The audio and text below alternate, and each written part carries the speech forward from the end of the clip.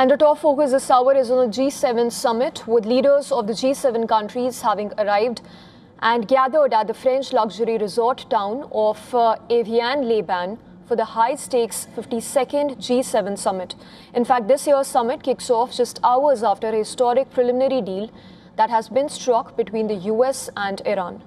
President Donald Trump arrived at the summit venue where he met French President Emmanuel Macron, and it was while speaking with reporters that he said the deal with Iran is all signed and that the Strait of Hormuz is already partially opened, while adding that it will be opened completely once the deal is formally signed, that is, on Friday.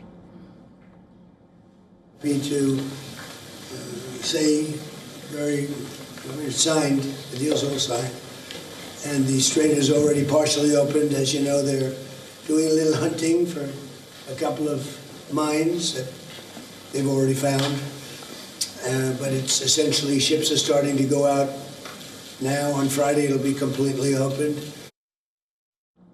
Later, Trump was seen alongside the other G7 leaders holding discussions and posing for photographs.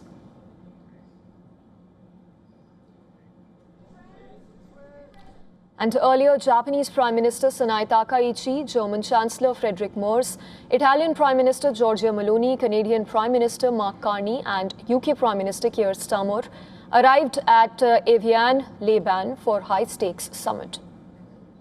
Brazilian President Lula da Silva and Egyptian President Al-Sisi also arrived at the summit.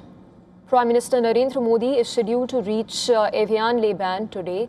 Besides attending a working session with French President Emmanuel Macron, the Prime Minister is expected to meet President Donald Trump, which would also mark the first in-person meet in over a year.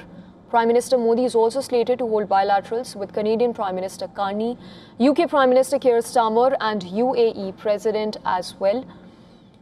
Parallelly, Ukrainian President Volodymyr Zelensky has arrived in Geneva before heading to the G7 summit.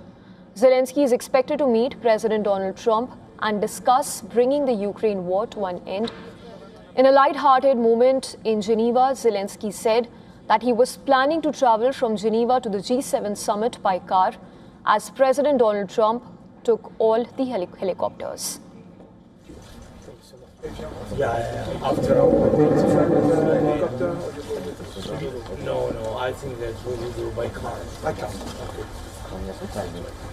So can you stay maybe President Trump, I think, took all the helicopters. Earlier this week, the Ukrainian president had urged a decisive and substantive response from the G7 leaders after the latest wave of Russian airstrikes that killed at least 11 people across Ukraine. Zelensky revealed that he had proposed a meeting with Russian President Vladimir Putin at the G7, but that Moscow was not ready for the meet.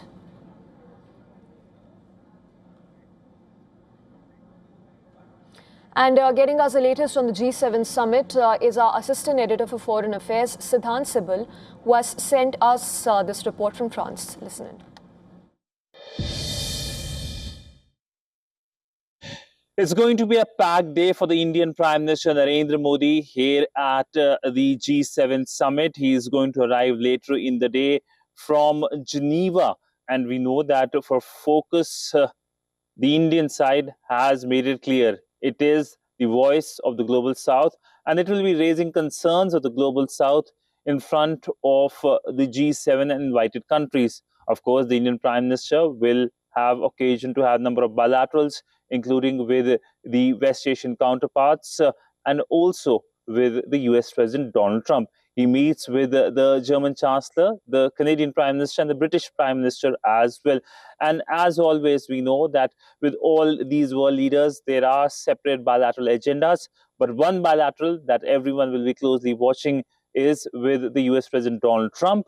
This will be the first meeting between the two leaders since February of last year, and comes at a time when the relationship is going through a negative terrain, primarily because of the killing of 3 Indian sailors by the American side of the coast of Oman. Siddhant Sibal for WION in France.